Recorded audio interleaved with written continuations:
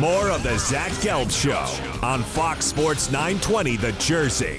All right, welcome back in. Zach Gelb Show, Fox Sports 920 The Jersey. 5:15 is the time from the Princeton Orthopedic Associate Studios. Just what a job by Brian Cashman at this trade deadline this year and then also going back to last year. And the Yankees have quickly made a turnaround, and we know a lot of that is because some of the play of the players on the field, the hitters like Aaron Judge and then also Gary Sanchez. But Cashman just did an exceptional job at the trade deadline, bringing in some bullpen players, bringing back some familiar faces, and then also going and getting two starting pitchers, and one of them today is Sonny Gray. Now let's head out to Yankee Stadium. Yankees and Tigers getting ready for a series. Yankees, very good weekend, winning 3 out of 4 from the Tampa Bay Rays. Got a chance to listen to John Sterling and Suzyn Waldman actually yesterday when I was in New York visiting the family.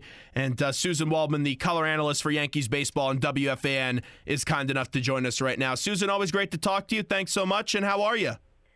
I'm great, Zach. How you doing down there? Well, I'm doing great, and we appreciate you hopping on board with us today. So let's start it with the Sonny Gray trade. Your reaction to the Yankees getting another starting pitcher?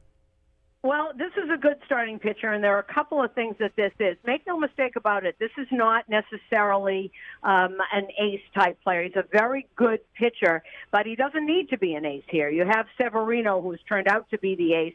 You have CC Sabathia, who's pitched great. You have Tanaka here. I think he'll fit in here very nicely. One of the reasons they did this, not only is he very good, he also is controllable for the next 2.5 years. So you knew right from the beginning that Brian Cashman was not going to get anybody that was going to be a free agent this year, because these prospects are pretty good. And when Brian Cashman got Billy Beane to get off, at first he asked for Gleyber Torres and Clint Frazier. That was never going to happen. And one of the things you can do, you can ask for anybody. And I think that if both Dustin Fowler and James Caprillion had not been injured, this trade never would have happened, because you wouldn't have given up these guys. Mateo, it could be a good player. He could not be a good player. He's 22. He's a shortstop. He plays everywhere.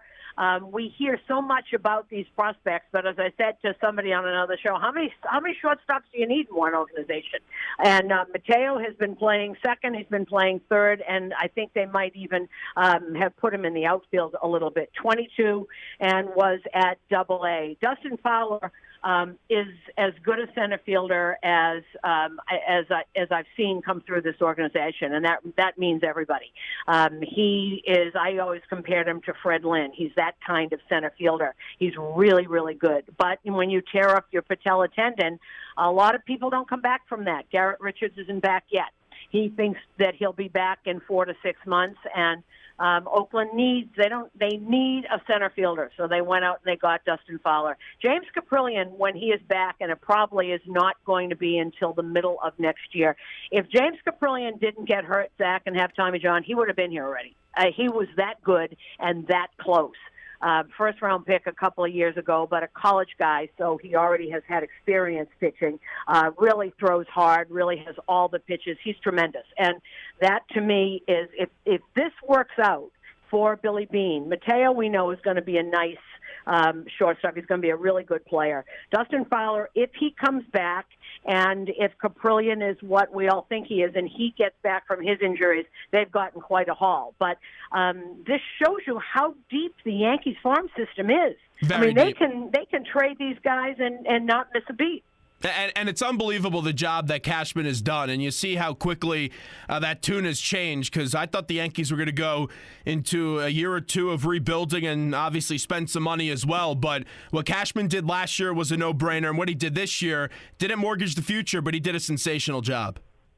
Well, one of the things, Zach, that I think everyone would admit that nobody expected, Joe Girardi said he did. He reminded me today that I told you in spring training these kids were ready to play. I think this team is probably a year ahead of itself. No I think question. Everybody it was exciting when they got off to this kind of start, and Aaron Judge was hitting everything into the bleachers every 2 seconds. I don't think anybody really expected it. But once you see that they're developing this quickly, you might as well go for it. And what he did, it was very important. He did not bring back any pieces that are going to be gone at the end of the year. Well, Jaime Garcia, but he's not even here yet. Robertson's got another year. Tommy Canley has 2 years. They brought back people that are going to be here, and I think Todd Frazier, maybe he's a free agent, but they've got Miguel Andujar that they are really hoping will be third baseman of the future down there. So they've done a tremendous job without mortgaging the future, but make no mistake about it, Zach, everybody in that clubhouse says the front office told them something today. They told them that they think he can win, and they better get going and pick it up a little bit more. You mentioned the starting rotation. We know Tanaka, Sabathia, Severino, and Montgomery. Now you add in 2 starters in Garcia and Gray. How does this situation pan out? Do they go to a 6-man rotation? No, they are not going to a 6-man rotation. They haven't talked to the people involved yet.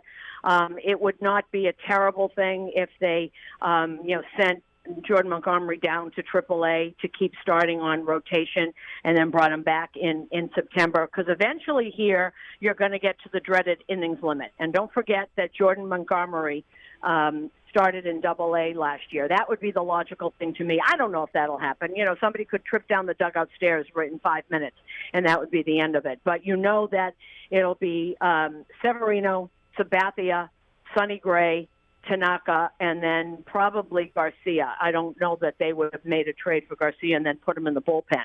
But someone will have to be in long relief, and someone will have to do something. Jordan Montgomery seems like the logical one, but I don't know. They could do something else, and they could stick someone in the bullpen. But your top 4 now, or at least the top 3, because to me Tanaka still is up and down, and you never know which Tanaka you're going to get.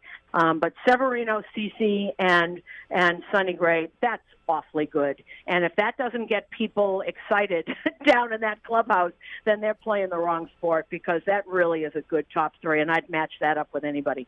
Did the innings limit put into a little bit of factor on why they didn't just bring up Chance Adams? Because he's done everything to deserve a promotion. Well, no, he actually hasn't, because don't look just at numbers. They actually watch him pitch, and they were watching the breaking pitches. The numbers, when you look at people's numbers, Caleb Smith was 8-0 with an ERA of 1 also, but we saw that he needs some work. He gets once through the lineup. When they bring up Chance Adams, they don't want him ever to go back, and that's something that they learned from the Tampa Bay Rays. That they don't bring kids up unless they're ready to go into the rotation. They do not think that Chance Adams' control of his breaking pitches is Major League ready yet. That doesn't mean that he can't get people out in AAA. As a matter of fact, Jacob Faria said the other day when see the one that he gave up the home run to, I think it was Judge, right? When Judge went the other way, I think it was Judge. But anyway, whoever he gave the home run up to, he said, boy, I get away with that in AAA. Nobody hits that in AAA. He made a mistake. The fastball's a little bit too in the middle out, and somebody, I think it was Judge, went the other way with it. And Faria said, boy, I get away with that in AAA. So you can't really look at numbers. Severino always said that to me, too, when I asked, what do you learn here? And he said, well, the first thing I learned is that pitches that I get away with in AAA get put into the bleachers here. Yeah, it's a good point, because we're the flagship station of the Trenton Thunder, and we got to see Chance Adams, and everyone loved him here. And then you just see the numbers in AAA, and you just assume, oh, hey, he's ready to go. But I guess that's not the case from what you're saying. Well, but if he was ready, he'd be here. Okay. I mean, because that's something, and everybody talks about it, and we look at it, and I was just told he just needs a little more command with his breaking pitches. He'll be here, but once he's here, Zach, they're not sending him back. So they want to make sure he'll be able to handle it. They call it, Brian Cashman calls it finishing the product. And that's why there was discussion in spring training whether they should send Aaron Judge. Incredible to believe it, isn't it? Yeah. In spring training, there was a conversation. Maybe they should finish the product and send him back to AAA and have Aaron Hicks be the everyday right fielder. There actually were discussions in the front office about that. And, obviously cooler heads prevailed, but that's what they mean. When they've got a blue chip prospect like that, they don't want him to have to go back. So I think when Chance Adams finally gets here, and he might be in September. He might be up here in September, even if it's just to see what all of this is like if this team stays in a pennant race. But once he's up here and makes the team, they don't want to have to send him back. It's very tough with pitchers. Wrapping up with Suzyn Waldman, who joins us right now on the Zach Gelb Show, Fox Sports 920 The Jersey. Since you mentioned Aaron Judge, and we all know what the numbers were last year in the concise time and the strikeout numbers, just since you get to watch him on a daily basis, just how about the way that this kid has broken out, and what is it like for you to watch him on a daily basis? Well, what I love about Aaron Judge is the way his approach never changes. He's in a slump now, and people go through slumps, and everybody's getting crazy here. But what I love about it is that he doesn't change his approach. He's still not swinging at balls out of the zone. He's just a little off right now, and people do that, and people have bad months. To watch him just stay with the same approach. He used to strike out with pitches that were way off the plate or up and in, and now that doesn't happen a lot. I mean, he's a little off right now, but it's not because he's swinging at bad pitches. You've watched someone who's found an approach and is handling everything. He's going to be one of these guys, Zach, that you're going to say in 20 years, like we did about Jeter, he never did anything wrong and he never said anything wrong. And to come in as a rookie and do what he's doing and to handle it and be accessible and be nice to everybody and handle this little slump that he's going through and never breaking and never getting upset and stuff. He's quite a remarkable young man. It's a pleasure to see and be around him. Two-part question, because this is a crowded outfield and it's a good problem to have. How far away is Hicks from returning? And then also, do you think Cashman's going to stay true to his word, and is he going to send down Frazier when Hicks comes back? Not a chance in hell is he going to send down Clint Frazier.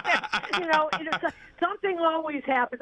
He might, but how do you do that? I mean, how do you do that? He's such a spark. I don't know what he's got up his sleeve. Aaron Hicks is starting actually, he's going to Trenton, I think. He's going to Scranton first, and then, Trenton's going to play in Hartford, and he's going to go there while the team goes on the road. He is going to be doing a rehab, and then supposedly he'll be back. But don't forget it's an oblique, and he's been out over a month, so you have to really look at these kinds of things. The problem is Ellsbury. I mean, they owe this guy, $60 million for the next couple of years? And it's, you can get away with four guys in the outfield. Ellsbury really, except scored the winning run the other day when they sent him in as a pinch hitter. That's the problem. It's a very crowded outfielder. I have no idea what they're going to do. If worse comes to worse, I guess they could send down Clint Frazier for a couple of weeks and then bring him back in September. But the way he's been going and the way he's been playing, I don't know why you would do that. And let's just also mention one more other person on the Yankees before we let Suzyn Waldman run. Didi Gregorius, we all know who he had to replace here in New York, and it's impossible to replace Derek Jeter. But every year, this guy just gets better and better and better, and he had to overcome that early injury. But Didi has been sensational this year, Suzyn. Yeah, I always kid Didi that he spotted the rest of the team a month, and now he's caught up to a lot of people with home runs. One thing you have to remember about Didi, and he played when he played in Curacao, that island, all those people. First of all, the first person that he was in back of was Andrelton Simmons, and he never played. And then Andrelton Simmons left the Little League team, and I said, well, then did you play shortstop? He said, no, then they had Jerks and Profar. So he didn't get a lot of coaching and training before he got here, so he was a little behind. He's a great natural athlete, and to watch him develop, the first 3 months he was here, I thought, oh, my goodness, what were they looking at? This kid is never going to do it here. But it wasn't about replacing Jeter. I think that he had not played every day. Don't remember, he was traded when he was with Cincinnati, had very limited time, and then was up and down with the Diamondbacks.